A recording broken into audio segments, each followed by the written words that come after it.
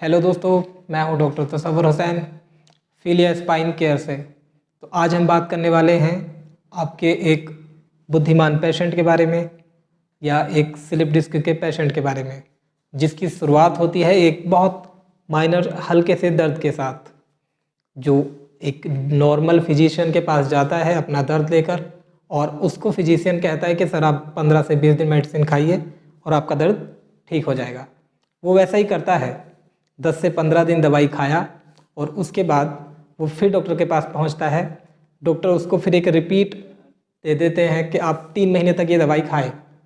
वो 3 महीने तक फिर वो दवाई खाएगा और उसके बाद वो फिर भी ठीक नहीं होगा। वो फिर फिजिशियन के पास जाएगा, फिर उसको एक और दूसरे फिजिशियन के पास फॉरवर्ड कर दिया जाता है। वहाँ जाएगा, वहाँ से उसको एक 6 महीने का कोर्स मिलेगा।